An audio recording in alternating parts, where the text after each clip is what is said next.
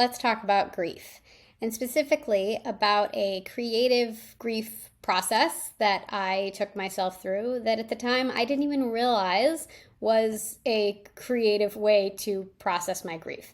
But it turned out to do a lot of really great things for me that I now recognize in hindsight.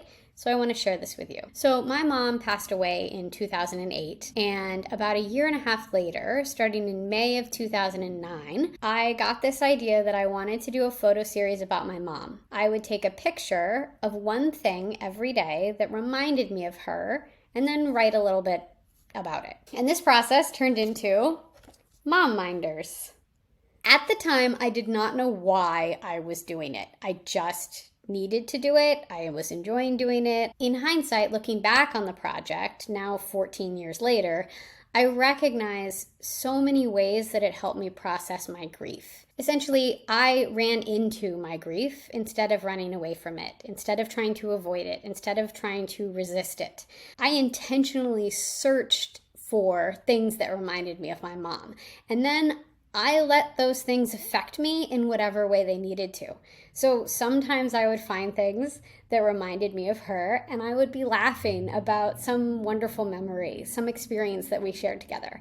And other times I would find things that reminded me of her, and they would make me very sad, and I would cry. And that was okay too. I didn't have any expectations about what this experience was going to be like.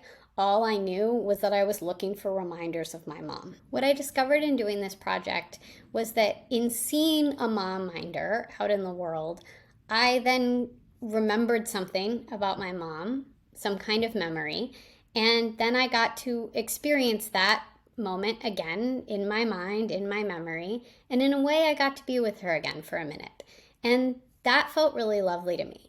Even if it was a sad thing, it made me feel sad, it made me miss her, I found that all of these things helped keep me connected to my mom and connected to her in a way that we could be connected at this point. I like to say now that she lives on in the world of my memories, and that's what Mom Minders helped me figure out and helped me access and helped me see that there's so many ways that I can remember my mom all around me. And I love that. So I want to share a couple of examples for you so that you kind of understand what I'm talking about here. Blueberry muffins. I didn't particularly like blueberry muffins as a child, but I remember my mom always enjoying them. My tastes have changed over the years, and I had a very tasty one this morning at LAX, which is the Los Angeles airport that nobody likes. But I had a good blueberry muffin there. So these were foods that she liked, right? That was a type of mom minder that I kept finding. Goosey. One of my mom's nicknames for me was Goosey. My cousin called this goose over by saying, "Come here, Goosey, Goosey." Then it looked at me longingly for a piece of pretzel. So that was a nickname that she had for me. And I was reminded of that, and I got to remember that time in our lives fondly. This is about fighting hair static, and I took a picture of my hairbrush that day. My mom taught me to run my hairbrush under the faucet for a second to fight static electricity in my hair.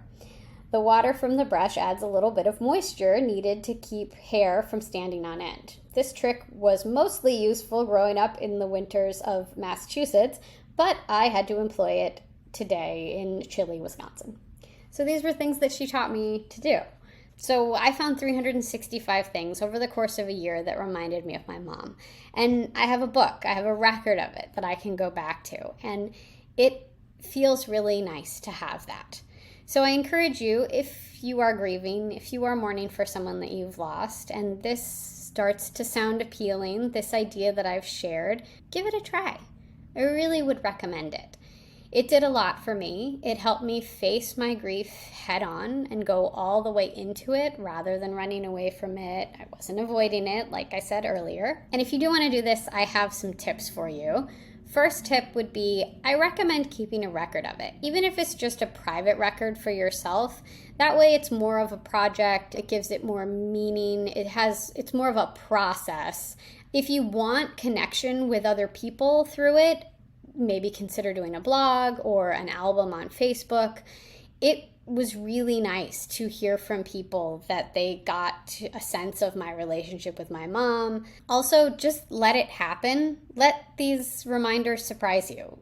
Don't go forcing any of them necessarily. Just let the process unfold and see where it takes you. I hope that this helped you today. If you are grieving, know that you're not alone and that you will get through this. And however you're processing all of this experience of grief is right for you. As long as you're not hurting yourself or other people, your grieving process is perfectly natural and fine for you.